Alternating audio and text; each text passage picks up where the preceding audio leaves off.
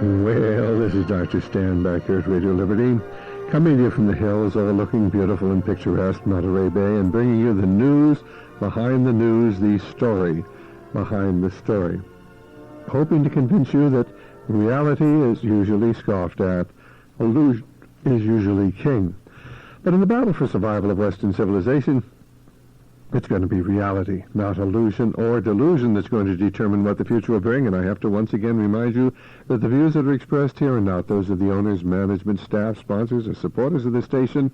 They happen to be my views, the views of our guests, the views of our callers, and, of course, if you're out there across America, why, we would love to hear from you. Our telephone number, 1-888-24-LIBERTY, or here in the Central Coast, it's 464-8295. But right now we have with us a very special guest, Mr. Michael Ruppert, and there's a great deal of evidence out there to suggest that there is at least some part of the Central Intelligence Agency that's involved with drug running. We've had people here tied into the Central Intelligence Agency who tell us that the agents involved feel that bringing drugs into America is simply a means of culling society. It's also a means of providing the funding for the CIA's operations, black operations throughout the world, by which they control the governments of various nations and provide for assassinations of political leaders who don't go along with our agenda of the New World Order, the New World Economic System, and, of course, the New World Spirituality. And the other things that we might mention, there's so many books. We've interviewed Celerino Castillo, who wrote the book Powder Burns, a CIA contract agent involved with the drug running, or at least aware of it. Terry Reid, Gary Webb, having talked to Ambrose Evans Pritchard, the reporter from the Sunday Tribune in Washington, D.C., in London. He certainly, in his book, The Secret Life of Bill Clinton, goes into CIA and drug running. We can give you so many different references. Monica Jensen Stevenson's book, Kiss the Boys Goodbye. She used to be a producer for CBS, and she went in that book into the CIA involvement. So don't be surprised if you haven't heard about it. It simply reflects the fact that many of us live in an environment very much like the Truman Show, where everything we see is simply controlled. And if you haven't seen that movie, go ahead and see it and understand that this is how most Americans live. They lived in a controlled environment. Mr. Ruppert, why don't you sort of introduce yourself and tell our listeners a little bit about your background and your effort to educate the American people about the involvement of the Central Intelligence Agency in drugs and drug running. Well, thanks, and thanks for inviting me on your show. As I was listening to that chain of authors that you mentioned, Monica Jensen, Sally, Gary Webb, I know them all, and I guess as I was sitting there going, listening to you name those people, I go, yeah, and it was great to have my name included in that group of fine people who like to tell the truth. Have you written a book at all? Or? Well, actually, I have written two. They were both killed before they ever got published. The last time I tried was in 1990. And I've pretty much been convinced that anything that I try to write is never going to see the light of day. I do publish a newsletter now, and all of my energies is focused into the people who subscribe to my newsletter, and I put out the truth there every month. And I think I'm having a greater impact there than if I tried to sell a book and struggle to sell it, because then I might have a vested interest in protecting my income from the book rather than telling the truth. Okay. But no, I've tried, and I've certainly been a writer for a long time, but I started off vastly different than that. I come from a spooked family. My mother was a cryptographer with the Army Security Agency, later NSA. She was involved in Cordell Hull's mission to Moscow back in, 1943. And my father was an Air Force officer who went to work in aerospace on CIA projects, boosters for the CIA spy satellites, and relatives of his were with the Office of Strategic Services in the Second World War and retired from CIA, so they were all around me when I was growing up. I had a Q clearance when I was 14 years old. I didn't even know what a Q clearance was. Pardon the aircraft flying overhead. We moved to Los Angeles in '67, and I quickly became enamored of LAPD. I watched Dragnet and all that, and I knew I wanted to become a policeman. But I was an honors student, and I went to UCLA, and through 4 years there, I was on the dean's list, and I had interned for LAPD for much of that time. I was part of a program called the LEAP program, put on by LEAA, which was staffed by many former CIA officers, and I was being very closely watched the whole time. I was chosen to intern for LAPD Chief Ed Davis at the same time that my closest friend, Craig Fuller, was chosen to intern for Governor Ronald Reagan. Craig later went on to become Chief of Staff to George Bush during Iran-Contra. When I was a senior at UCLA, having interned for LAPD for 3 years, I was flown back to Washington by my family, and the CIA gave me the formal recruitment pitch, and they said, Mike, you've got a terrific background, you're blue blood, you're born in Washington, we want you to become a case officer with the Central Intelligence Agency, and then we will send you back and put you through the LA Police Academy, and LAPD will be your cover. And it's not very well known that the agency has regularly infiltrated police departments throughout the country. And of course that's illegal because all of their operations are to be in foreign countries, not here. But then whoever said that anybody in government ever told the truth? Is that for true? And that was 73, and that was illegal, and I was not interested. I thought if they were going to recruit me, they'd make me a James Bond in Paris or something, but I just never sent the paperwork back. I joined LAPD, was valedictorian for 3 classes, was working South Central, specializing in narcotics, was promoting as fast as anyone had ever promoted in the history of LAPD. And I quickly met and fell in love with a woman who turned out to be a CIA agent. She was an American, raised here in America, but she had grown up with a niece of the Shah of Iran who was also raised here.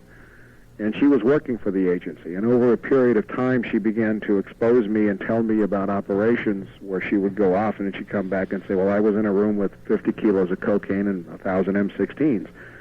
Now, this was in 1976. Or she was in Baja California where heroin was being moved, or in New Orleans, or the Bahamas, or Texas. So it was happening all over the place. And my standard response was, if I'm ever in a room with 50 kilos of cocaine, somebody is going to jail, and it's not going to be me. I don't overlook drugs. I'm a cop. I'm a narc. But what I had found from her, and her position at the time, was that her people, that's what she called the agency, weren't interested in drugs. They were watching the weapons, and they always let the drugs come in and let the weapons go out. And I began to be exposed to how the agency had relationships with people in LAPD, specifically narcotics investigators who had access to a thing called NIN, the Narcotics Intelligence Network, which is a thing that narcs use to keep track of who's investigating whom, so that if anybody ever got too close to a particular CIA operation, a CIA asset could steer any drug cop away from a particular drug bust, saying it was already being handled by somebody else. I kept insisting that I was not going to overlook drugs, and that pretty much ended our relationship. She left.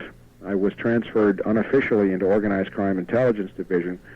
Then some very bizarre things started happening. I was getting burglarized and threatened, and she was up to something in New Orleans, and I didn't know what it was, but I was getting a lot of pressure. And my captain arranged a vacation, and I went to New Orleans in 77, July of 77, tracked her down, and saw her with a scrambler phone, with night vision devices, receiving sealed communiques from Naval and Air Force NCOs at Belle Chase Naval Air Station.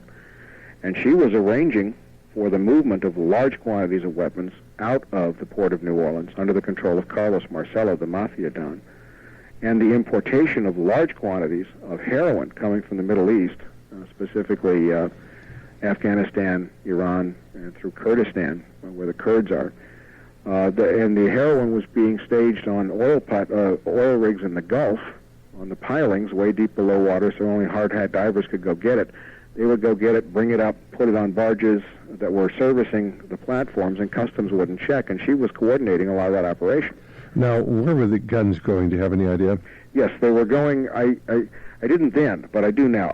I knew they were going to the Middle East, but I have since found out through the years of research, and I've been researching CIA now for 21 years, they were going to arm the Kurds to fight newly installed Iraqi dictator Saddam Hussein. Right, of course, and then of course we were backing Saddam Hussein as well, so it was sort of backing both sides of the issue. Absolutely, and what I found fascinating as I researched this later on, I have now lectured at 8 colleges and universities, and I have 8 members of Congress, and 7 college professors, including Alfred McCoy, who wrote the book The Politics of Heroin, read my newsletter, and I'm real flattered with that. In fact, I'll have to get his telephone number from you because I really would like to have him as a guest on our program. I can give you the email. All right, fine. We'll get that from you, but not right now. And of course, I think that our listeners really must understand that the CIA has always worked hand in glove with the mafia. Have you come into that?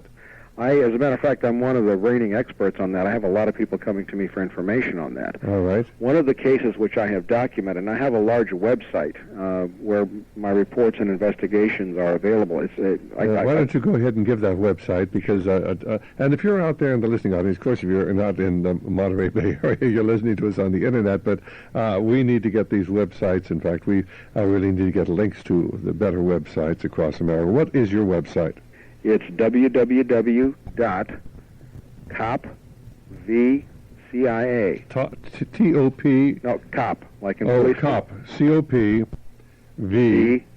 CIA, like Roe v. Wade, but it's cop against the CIA. Okay, V-CIA, okay. COPVCIA.com. Okay, fine.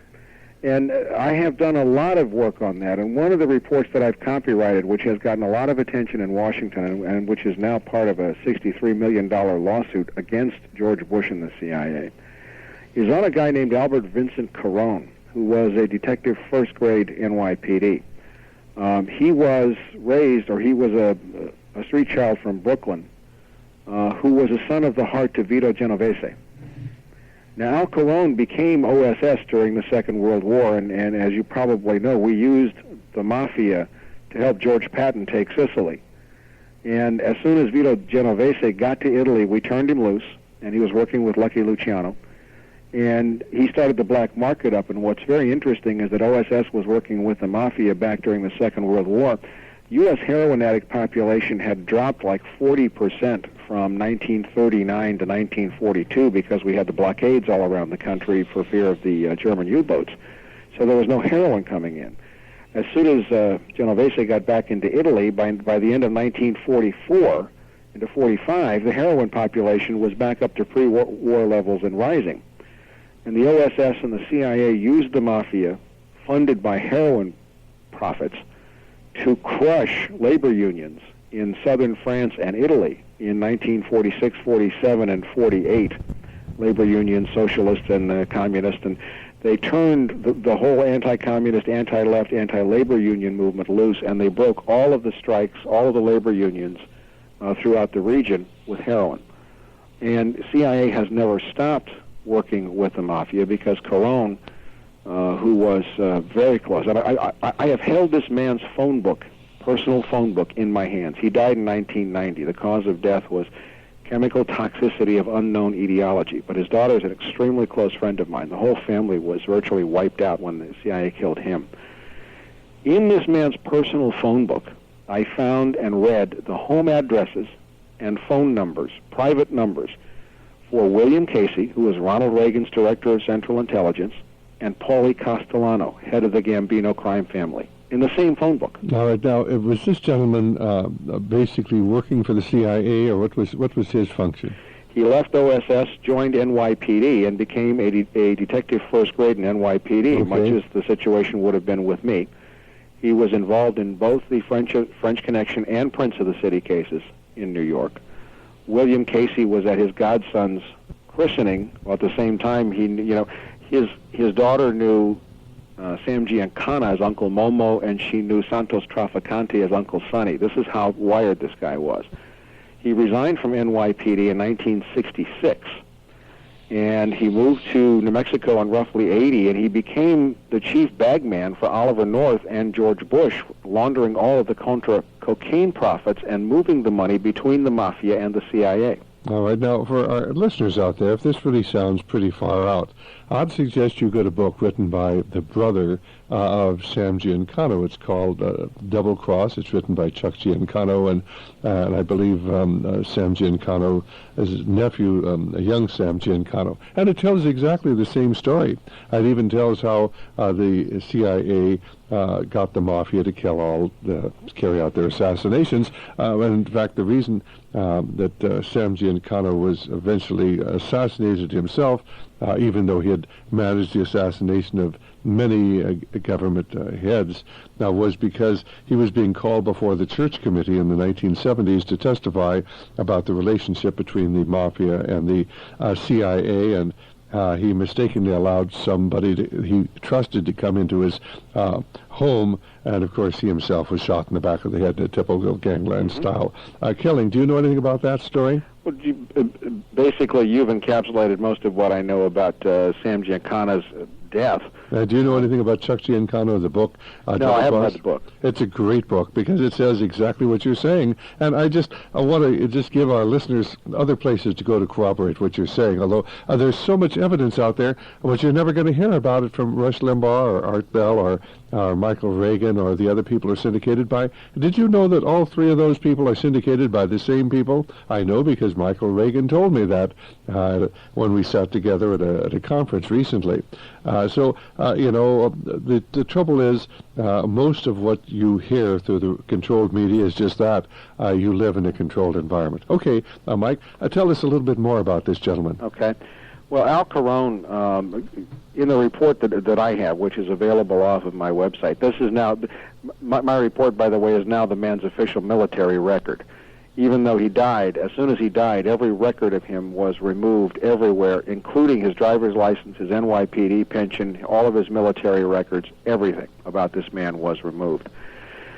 He was on a mission into Mexico in 1985. Now, this is a man who knew Oliver North, who knew George Bush, who knew all of them. I mean, we have records like you can't believe on this man.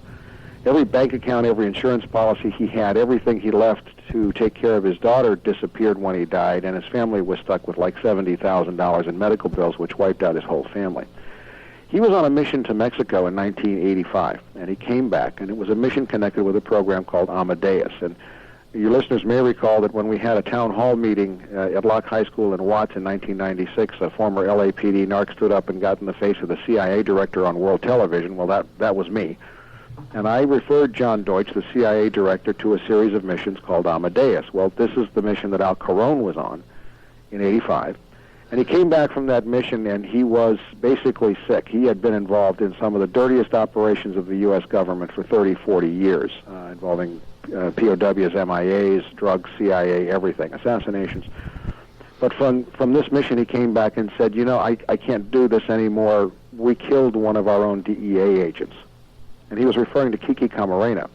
And the truth of the matter is that Kiki Camarena was chasing a CIA drug ring, connected drug ring, run by Angel Felix Gallardo and Caro Quintero in Guadalajara that was moving 4 tons a month at the same time that these two drug dealers were running Contra training camps near Veracruz in Mexico. Now, was this a fellow who was tortured to death? Yes. All right, yeah. And CIA killed him. CIA killed the DEA agent, or they ordered the Mexicans to do it, because he was chasing a CIA-protected drug ring. And that's why when the DEA went down into Mexico and captured the doctor responsible for torturing him to death, the doctor was then let off? That's right. And of course, I'd never realized that. But that explains it, because it really didn't make any sense. Why would they let this doctor off? I mean, they had him here in the United States. Maybe they got him illegally, but you would think that they would try to protect our own. But of course, they've never really tried to protect our own, because they march to a different drumbeat. They dream a different dream of this wonderful world they're going to create. Right. Any more than they're concerned about the boys that they abandoned in Vietnam and Korea and after the Second World War. Yeah, I don't think that, the people who are running all of these operations, I have come to the belief that there is no difference between Democrat and Republican. There's no difference. I think political ideology is probably the worst thing that keeps us from seeing the truth in this country. If we have to try to shoehorn it into some political concept, Democrat or Republican, just so we aren't afraid of hearing the truth unvarnished. And the truth unvarnished is that there's not a dime's worth of difference between the leadership of the two parties at the national level, because both of them have strong ties to this underworld. And of course, we have a lot of good Republican congressmen back there. There's no question. They simply just are not in positions of authority, and when they try to get anything accomplished, they simply get torpedoed, or they'll come up with some dirt on them, as they did with Bob Barr recently. Where's all this money coming coming from for Larry Flint to offer $1 million for dirt on any congressman.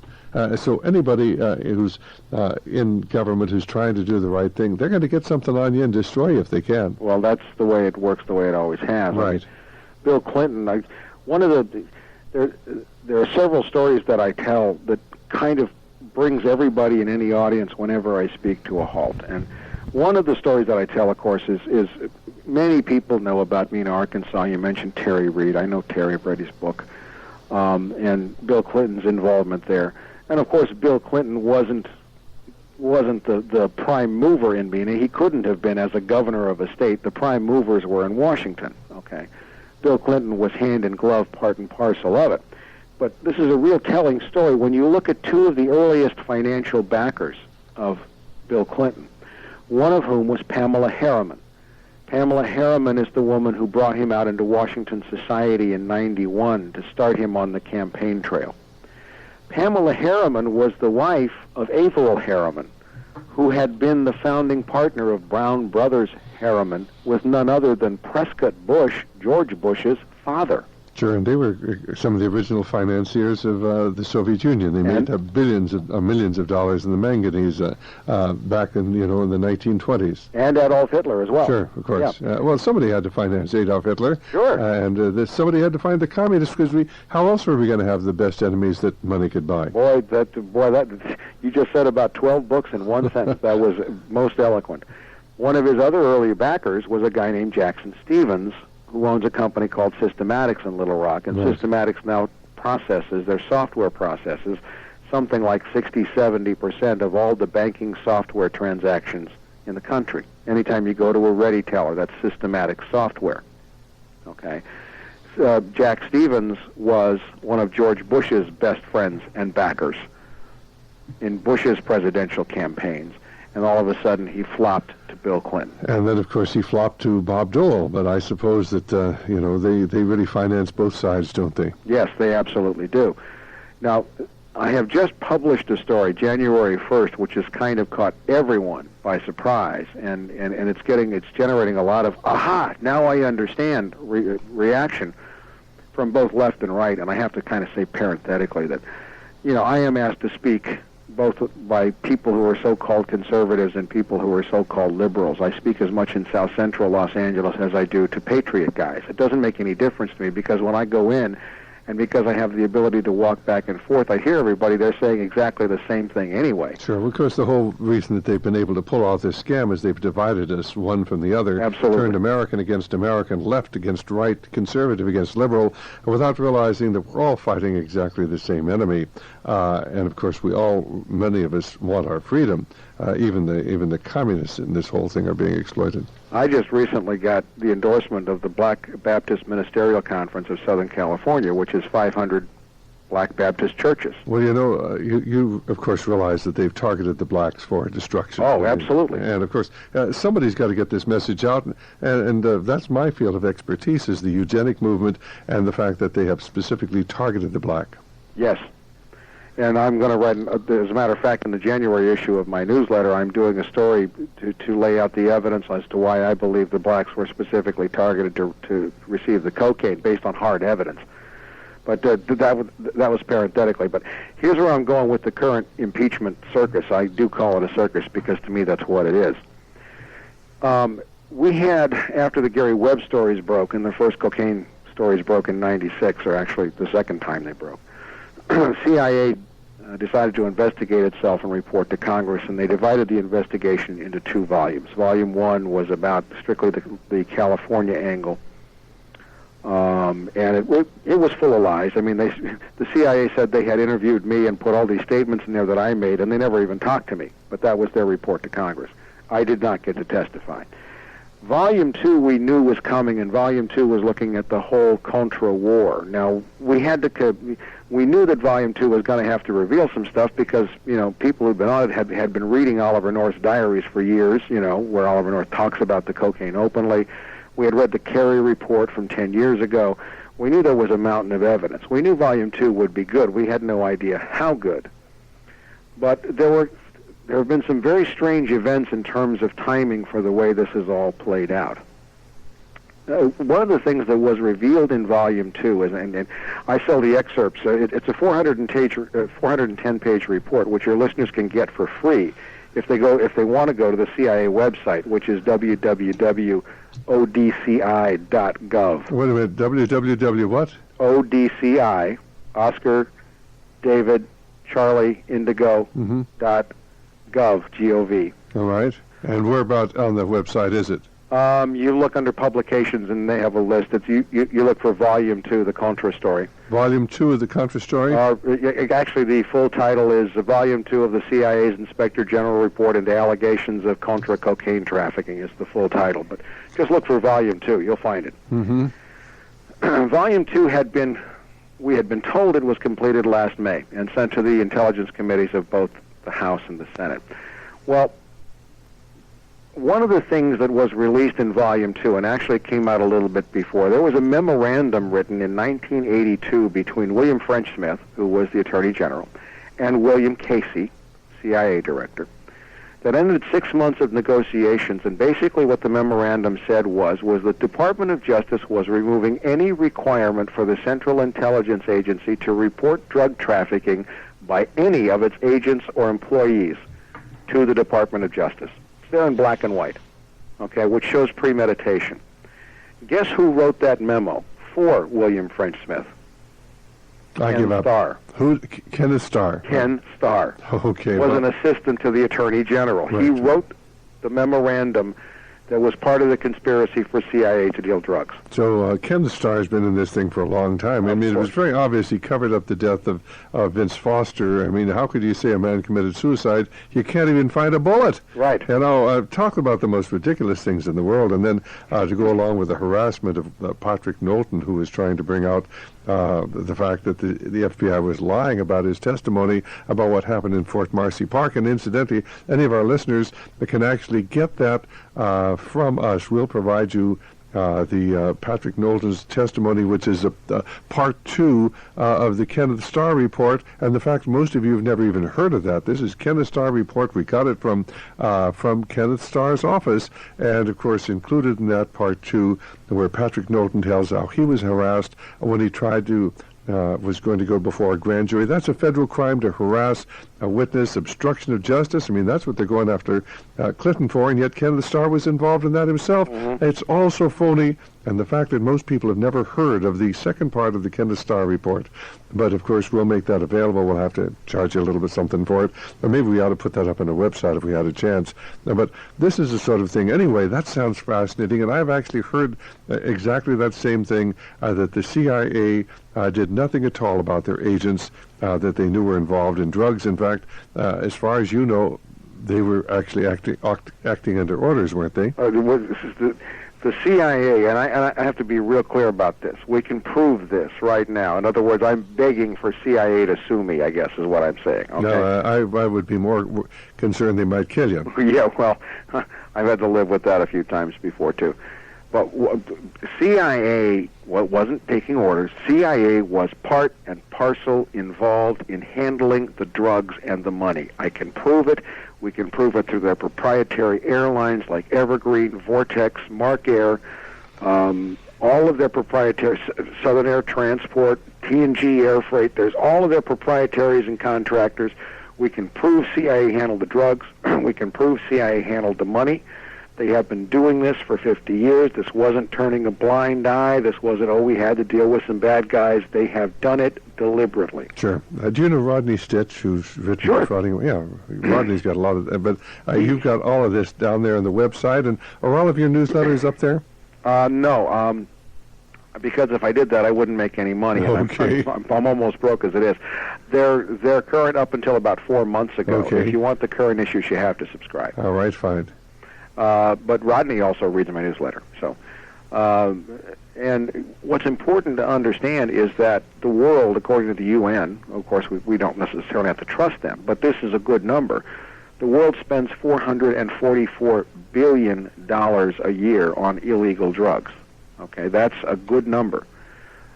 If you want to put that in perspective, the Russians last summer asked for only $18 billion to save their entire economy.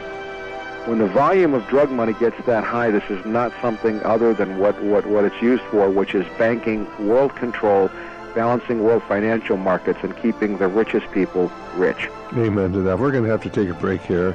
And when we get back, we'll go on with this amazing story. And we'll open up our lines at 464-8295 or 1-888-24-LIBERTY. If you'd like to give us a question. So we'll be back in just a moment.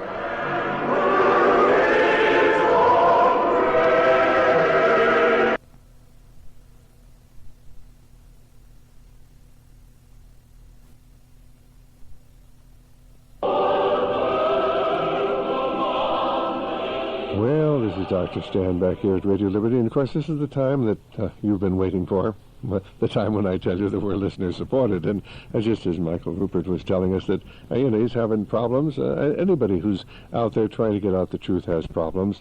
Of course, he has expertise in certain fields. We have expertise in, nothing. We know a little bit about a lot of things, but we give a voice to people who can have a story, an important story to get out, and we try to check our guests out beforehand to make sure that their stories are valid, and of course if we ever find they're not, we let you know, but happens very, very infrequently. I can think of maybe once in this last year where we got stuck with a ringer, but under any circumstances, I believe that the story you're hearing tonight is exactly as it really is, that there are sinister forces out there with no human compassion who are fostering drugs on our young people, not only in America but throughout the world, having to do with this whole idea of creating a new world order, a new world economic system, and, of course, a new world spirituality.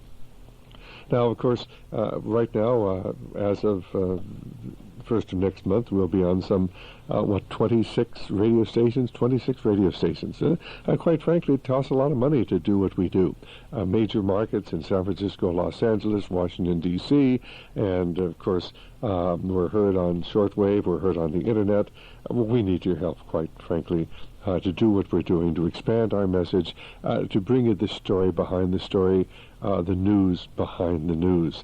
And of course, you can help us by joining the Radio Liberty family of supporters for a suggested gift of $20 a month or more. We'll send you the 4 best tapes of the month. We'll encourage you to copy our newsletter that you'll get separately and get that information out. Our latest newsletter deals with the Y2K and how that is going to impact you, the coming martial law, which I sincerely believe we are going to have, because although everybody looks at Y2K and how it fits together, most people don't understand the spiritual aspect of this because they haven't read the occult publications that we take and read regularly. They don't understand the global biodiversity assessment plan that's laid out in our Sustainable Development Syllabus, and if you have not yet read that, you need to. They don't understand the significance of Barbara Marx Hubbard's works describing the necessity of killing off that 1/4 of the world that are defective seeds, and she's really, in my estimation, talking about the Christian part of the world. But she writes about the necessity of killing off 1/4 of the world, and of course, that's not your job, my dear, she writes. That is ours, for we are the writers of the pale horse, death. She understands the spiritual significance of this, but she's coming at this from the other side. You need to get the information available only from Radio Liberty that will help you not only to understand what's going on, but to become part of our effort to educate the American people and to prepare yourself for what I believe are some very, very serious times, frightening times that lie ahead. Call us at 1-800-5-HIV-WAR. That's 1-800-544-8927. And join the Radio Liberty family of supporters. We need your help, and the more help we have, the more people we're going to be able to reach in the time that we have.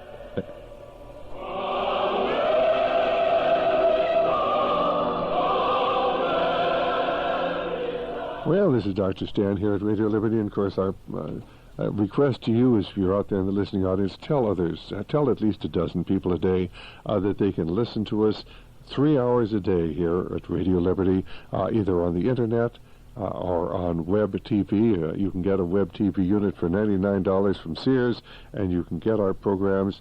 People need to be able to circumvent the controlled media that creates their reality, just as they did in the Truman Show. And I use that analogy, but it's really quite true.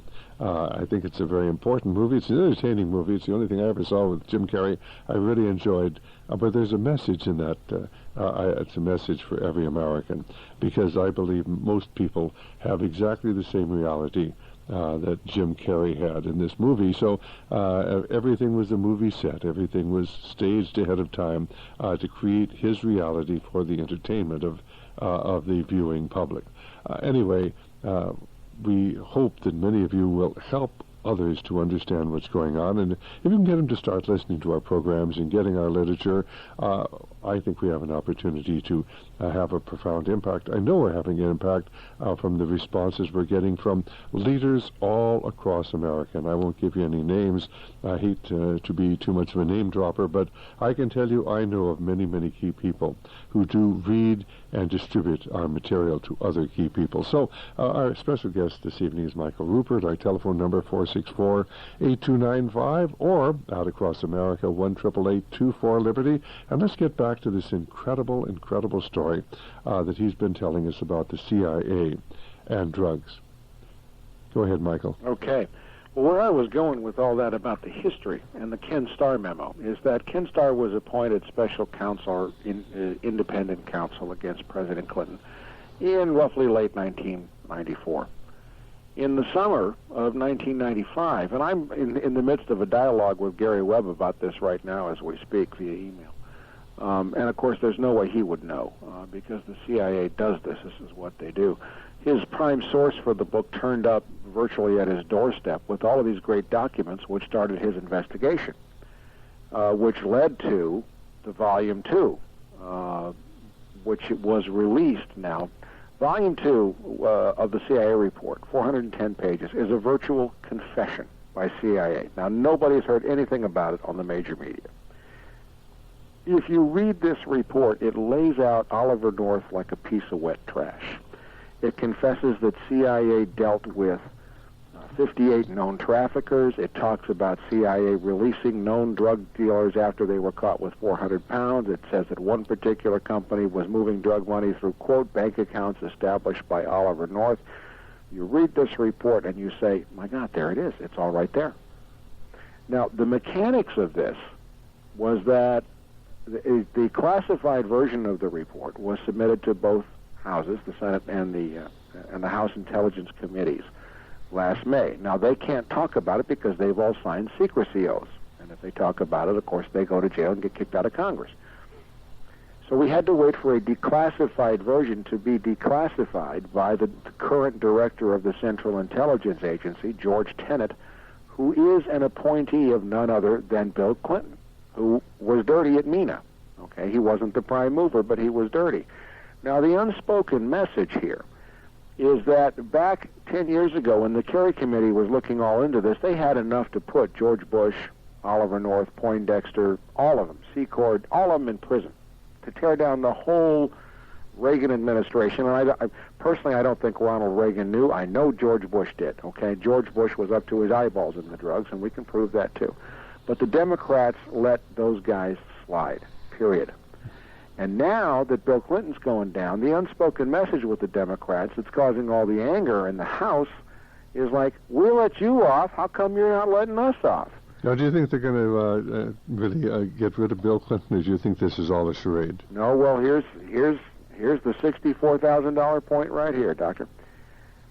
The Volume 2 was released 1 hour after the declassified version was released 1 hour after Henry Hyde's Judiciary Committee voted to start the impeachment inquiry on Bill Clinton. So you basically think that those who control our secret government and work and control the CIA have decided that Bill Clinton will be replaced? No, what I think is happening is Bill Clinton is saying to the Republicans, if you take me down over Monica Lewinsky and over the missile technology to China, which, is kind of lurking, and the fundraising, I'll step on Volume 2, I'll bring it out in the public, and I'll take down every Republican that ever lived. In other words, as Volume 2 is up there, we can pull it down off the web, and yet nobody's heard of it. That's exactly right. Now, I have 44 pages of extracts with my notes that are available off my website. Of course, I have to charge for them too. I can't give them away, but they're only like $12.95. It's not expensive. But you read these, and you say, oh, my God, it's all right there. I mean, they've confessed. That's the proof. Now, all that Bill Clinton has to do at this point in time is to get on his bully pulpit and say, oh, okay, you're taking me out. You know, if it looks like he's going to lose, he can say, I'll take down all the Republicans. I'll take down George Bush. And remember, George Bush's son is the front runner for 2000 right now. Now, tell me just a little bit about this report. Does this report, in addition to laying out Oliver North, does it go into Bush and the others involved, Secord and et cetera? It leads to Bush. In other words, the report admits, without a question, that the CIA not only misled Congress, but at the same time that they were misleading Congress, they were holding special briefings for Vice President George Bush. Sure. Well, of course, George Bush had been the director of the Central Intelligence Agency, coming from the Skull and Bones, member of the Trilateral Commission, Council on Foreign Relations, and probably a Bilderberger. He was part of this whole international financial elite, and of course it runs in his blood. It was, as you mentioned, his dad was Prescott Bush, who was tied up in this whole thing with Averell Harriman. Right. So it's sort of a very, very incestuous relationship. What you have here is like CIA has confessed. It's like okay, I was a cop. I'll put it in cop terms. CIA has confessed to committing a murder, and I'm standing at the front door of CIA's house, and there's a dead body in the front door, and CIA has confessed to killing this guy. Okay, the next thing any good cop does is you search the house, find out how many more bodies there are. I mean, that's where we are with this, if it gets pushed. Now, the hearings on Volume 2, this Volume 2 is not going to go away until the House Intelligence Committee puts it away. Now, I have been putting pressure on because the last time the House held a hearing on Volume 1, they tried to sneak it by everybody. Now, a lot of people have, bad opinions about Maxine Waters, but I'll say one thing. On the CIA and drug issue, she has been absolutely incredible. But we're not hearing much from her very recently. No, because she's tied up very much, with all the impeachment stuff, and I don't know I can't explain all the behavior there. Bill Clinton was dirty in MENA, but, I do think that Bill Clinton is by far the lesser of the two evils, although I'm of the opinion that if you argue for the lesser of two evils, you're still arguing for evil. What's the alternative? Right. Well, the alternative is let the chips fall where they may. Oh, well, of course, the only way we're going to save America is for American people to understand how this whole incredible story fits together, right, and suddenly realize that the American Central Intelligence Agency has simply been manipulating the world, and of course it works hand in glove, I'm sure, with the National Security Agency, and all of this is an extension of this invisible government that involves people of great wealth and power. But behind that, I believe, is, of course, organized evil. Right. I mean, there's no other explanation for what's going on other than just plain evil. There is a writer who I've read, his name is Lenny Horowitz, who wrote a great book about AIDS. Oh, emerging viruses, yeah. And in the foreword to the book, he has a quote from Alexander Solzhenitsyn, which, I live a spiritual life, and I've been looking for this quote for decades, because I've been at this 20-plus years, and it's not an easy life to live this way. But I had been wondering how and why these people could do these horrible things and still go to sleep at night. And the quote from Solzhenitsyn was, and I'll paraphrase it badly, was that all men, in order to do evil, must first believe that what they are doing is good. And that's part of the bad, the brainwashing and the propagandizing and and we have all been taught to live in fear. And, my belief is, if I read Scripture correctly, is that, in a true God consciousness, there is nothing to fear. And yet we're taught to live in this world where we always have to sell something out of fear, which is not what I read in Scripture at all. At any rate. Amen.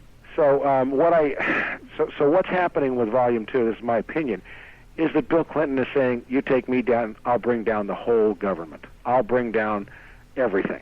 I think he's playing chicken. And we know he's kind of self-destructive, and that he has, some pretty bad obsessive habits. But I truly think that what he's saying is, you take me down, I'll bring down the whole damn government. Well, don't you think, though, that there is a conscious effort to cause the American people just to be fed up with our government. In other words, so much is sort of leaking out about the corruption at every level of government, and we just have people who are becoming increasingly disillusioned. You watch, for instance, the X-Files, put out by Rupert Murdoch. When he went to school, he was known as Rupert the Red because he kept a bust of Lenin on his mantelpiece all the time. In fact, my understanding, he still keeps that bust of his great hero, Vladimir Lenin, one of the greatest murderers of all time. But Rupert Murdoch, who controls Fox Network, that puts out the X-Files, and of course, the whole basic underlying thing is the government's corrupt. There's a conspiracy within government. Government is denying this, that, or the other thing. And there are an awful lot of Americans who are becoming increasingly disillusioned with our government. And I'm not saying that's necessarily bad, but along with that comes a disillusion with America. And that is bad. Because we have a heritage of freedom. It's just simply that has been forgotten, and that's what we need to reclaim, to do away with the corruption at the highest echelons of our government and to return to the most progressive idea of all time, freedom under God. That's what we need. But, I have to tell you, is for all the years that I've been at it, and I've been shot at a number of times, twice, I've been homeless, I've been threatened, I've been arrested, I've never had children because I was told at one time that if I ever had children, they'd be killed. I don't know where America is. I have been looking for the America I was taught to believe in ever since I was forced out of LAPD, and the only place I found it is in the hands and the hearts of individual people. That's right, and that's the only place that still exists, and most of them really don't understand what it's all about. No. But we are still the most Christian nation in the world, even though we have moved from a strongly Christian to a post-Christian to a pagan nation. That belief in God still exists in the hearts of many of our people. It certainly does, in the willingness I have seen on the part of many individuals to fearlessly do good. And that, I think, is the best thing you can think of. I'm also a recovering alcoholic in a 12-step recovery program, have been for 16 years. And I say that I'm sober only by the grace of God. But, we also have this little saying that you only can judge somebody by how they walk, but not how they talk. And you find people willing to walk the walk, and yet I find a lot of people who say, oh, God, I'd love to subscribe to your newsletter, Mike, but they'd probably put my name on some list. It reminds me, I got a gift just recently, I think of $165 from a man who calls himself John Smith. And I know very well, he's supporting us, but that's not his name. Yes. Because we know his address, and somebody at the same address has said his things before, and that's no reflection on him. What he needs is more faith in the Lord, because down the line we're all going to lose if we don't get this thing straightened out.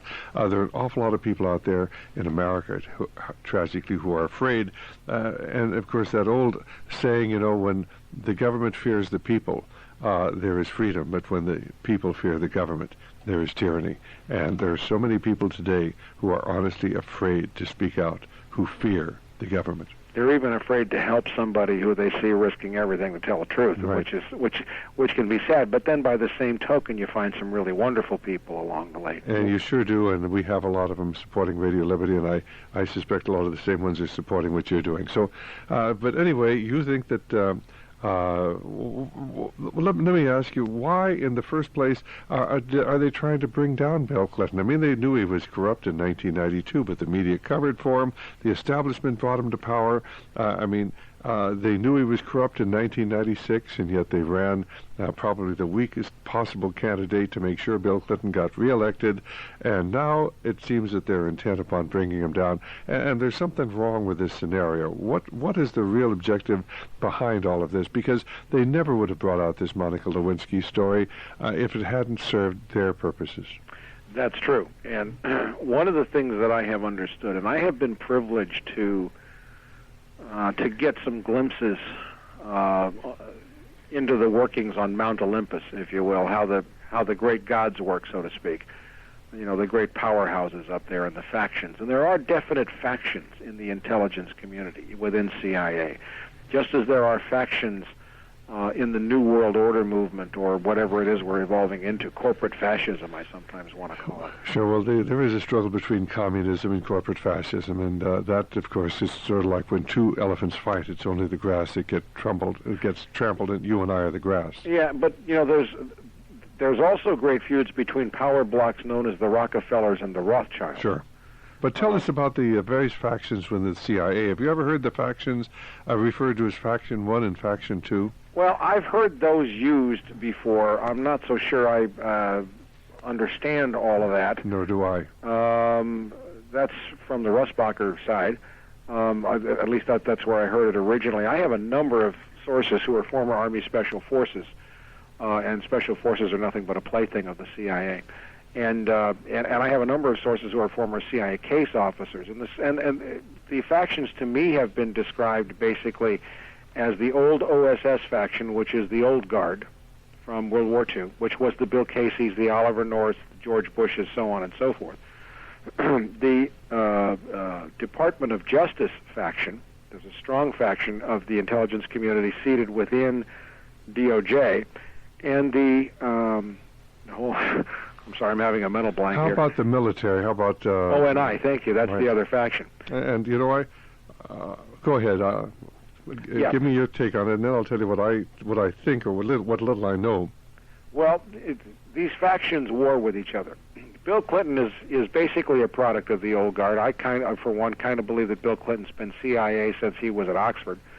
When he took his missions, or took his little side trips to Moscow, I think he was making his bones with CIA back then because he knew he would do anything to become president, and he was creating a cover for himself back then, and he certainly served CIA well in MENA.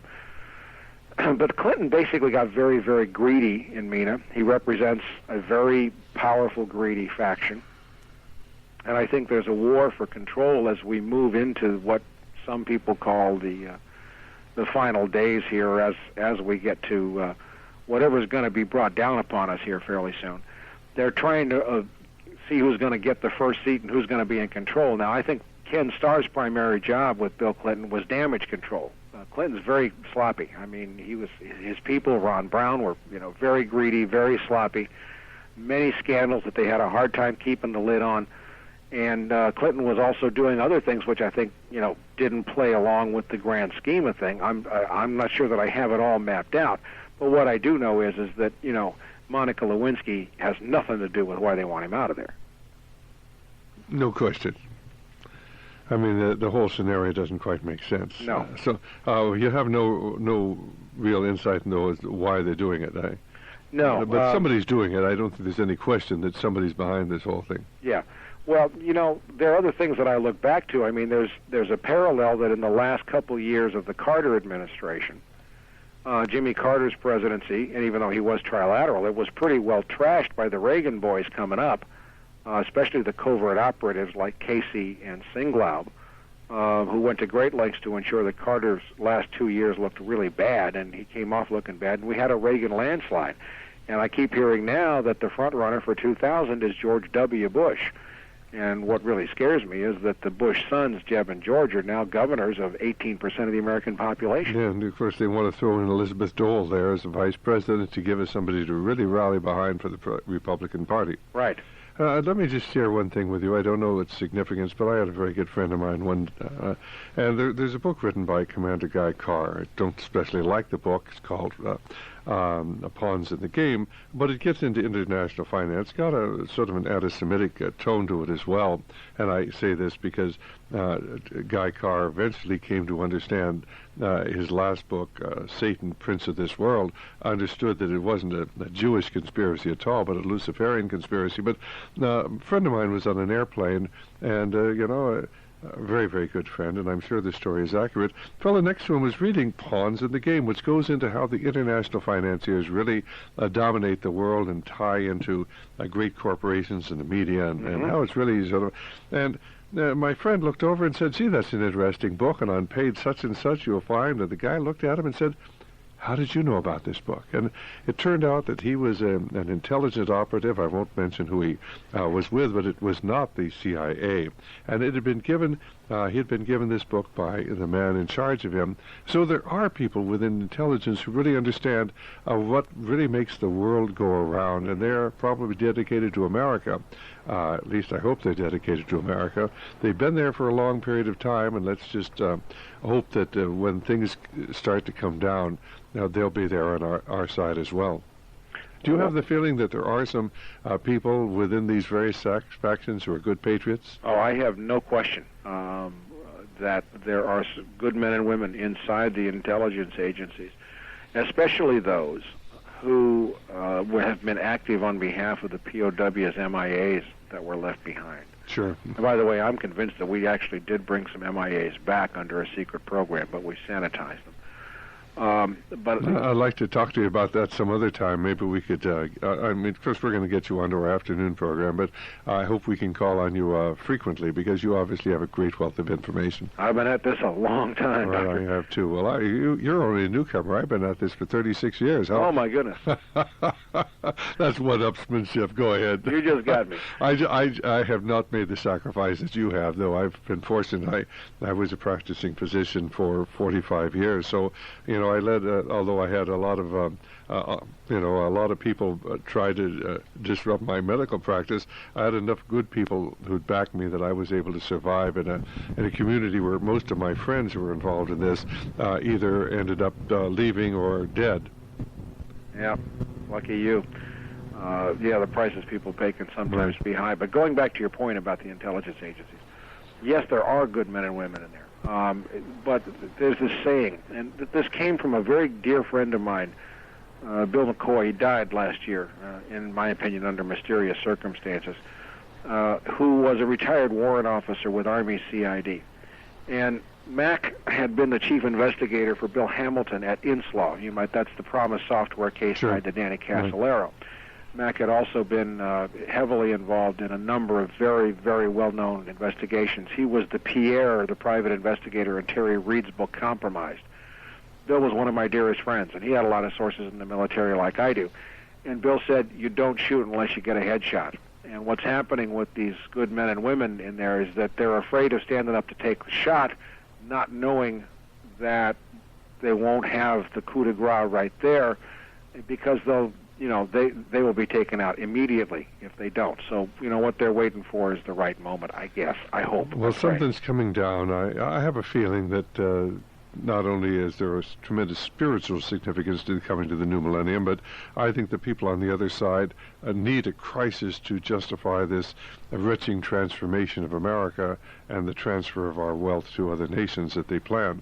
Do you have a feeling that, within the next year or so, there are going to be dramatic changes in our way of living? I think, yeah, I absolutely do. And I don't know that I altogether believe, because my spirituality doesn't lead me to believe that all is lost. If all was lost, I wouldn't be doing what I'm doing. I'd be exactly out playing right. golf and traveling and enjoying my life. But no, I feel God's led me into what I'm doing, and I suspect that God has led you into what you're doing as well. I don't have any doubt about that. To quote Carl Jung, he said, once you know there's a God, it doesn't make any difference whether you believe in one or not.